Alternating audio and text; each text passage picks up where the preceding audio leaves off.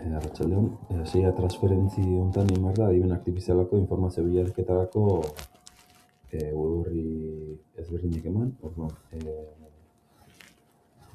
transferentzia honetan egin beharko izango adimen artifizialuna erabilizikoko espezialitateari lotutako informazio bilatzeko, informazio bilaketak eta referentziak egiteko berariazko promptak nola idatzi erakutsiz, tresna ezberdinen erabileren adibideak, emaitzen egiaztatzea eta informazio fidagarritasuna nola bermatu erakutsiz. Bai, orduan, erabilitxeu bi aplikazio, bat izango da Como, eta beste izango da Perplexity, bai. Orduan, hauetan adimen artifizialeko web orri hauetan nola lanin, badauko pronta, hemen sartuko duguna. Guk behar duen gaiari buruzko informazioa edo zer nahi duen hemen adieraziko dugu, eta pronta hau oso garrantzitsu da. Ezkenen, guk hemen idazten daunan arabera emango digu, adimen artifizialak informazioa. Orduan. Eskatzen dionari buruzko zehaztasuna hemen jartzen duen prontak egoz da zehatzago izan, lortuko duen informazioa guri egokituko zaigu, bai. Orduan, prontan zehaztasuna oso garrantzitsua. Gero, baita garrantzitsua da, ze esparru, ze instingurutako behar den informazioa adibidez.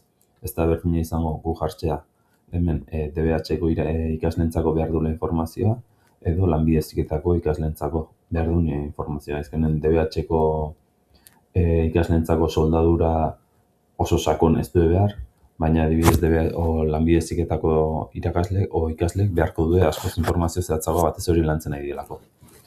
Gero, baita adibidez zen material eta mugak garrantzitsu izango da, adibidez proiektu bat egin behar baldin badu eraikuntza metalikotan, garrantzitsu izango da behar dituela material metalikok eta adibidez ez zura eta olakok. Ze muga dauzkone bai, adibidez prezio aldetiko izan daike, proiektu bat itxeko ze kostuta zeinen, ze kostuta inoko aurrekontu dukun. Eta gero baita funtzio eta lentasuna. Gero, adimen artifizialak ematen digun informazioa kontrolatzeko oso garrantzitsu da ze referentzitatik atea duen informazioa. Bai, orduan adibidez hemen jartzen digu, adibide bat eman dioten promptakin, hemen jartzen digu ze referentzitatik atea duen informazioa. Orduan, azten gara bi adimen artifizialeko web orri hartu ditut, bat da Como, eta beste bat Perplexity. Orduan, bitan hasi sartu prompt txikite bat ikusteko abertze informazio emategun adibidez. Erdi mailako soldadura eta galderagintzako ikasleentzako informazioa berret, orduan, nik soldadari buruzko informazioa nahiko nuke. Bai, orduan, sartzen dut prompt simple bada, ez da batez zehatza, eta ematen dit adibidez, Comok ematen dit informazio. Bai, ematen informazioa sarrera bat izkenen ematen dit. Gutxu erako informazio bat. Bai, orduan, gero sartzen diot beste prompt bat, bai, soldadura eta galderaintza bere ikaslea naiz, eta biguma soldadurari buruzko informazioa nahiko nuke. Prozesuaren nondik norakoak, ekipamentua, soldadura parametroak, akatsak, abantaiak eta desabantaiak. Gainera, soldadura mota honi buruzko bideoa nahiko nituzke soldadura prozesu honekin nola soldatu behar den ikusteko. Bai, eta ematen dit informazio hau. Hala ere ez zaigu gustatzen Como tio, ez dela informazio ez du bate ondo egoki adierazten baitana parrafo baten bezala jartzen du, bata besten segidan. Gero erabiltzen dituen referentzik onak die, ze hau da Espainiko soldadura asoziazioa. Bai, orduan, erabiltzen dituen referentzik onak die, baina ez zaigu gustatzen bate bere formatua. Informazioare oso irudizat oso laburre, orduan jarri diot. Informazio zabalagoa nahiko nuke, baina ez di bate zabaldu.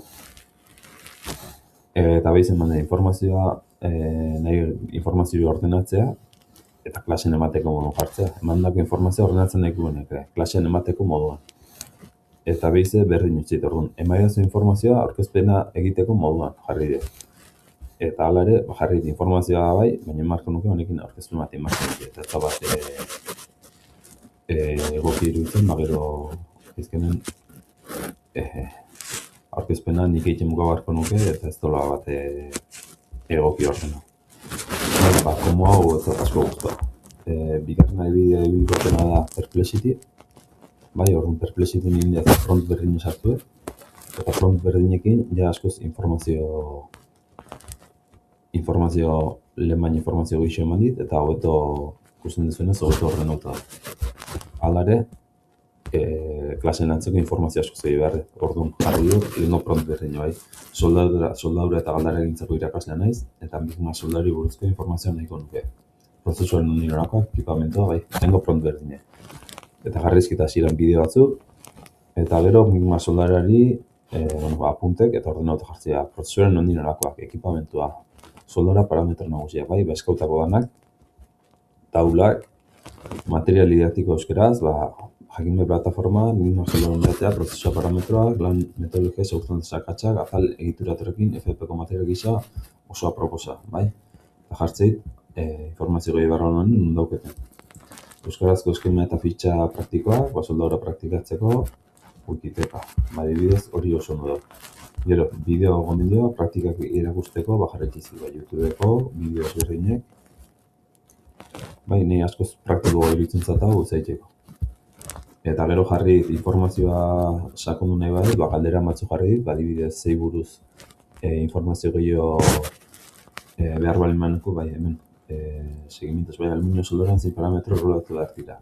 Bale, nolako bati pintxau dio, dana, Enigma soldaduraren aluminio nola soldatu. Bai, eta jarrizki behize bideok, oinarrizki dira, gehiagaz inertea, bai, informazio gehiago lortzeko ere ematen dit, eta netzat askoz bisualagoa ematen duen informazioa. Bai, hau da, nire 6 atazako bideoa.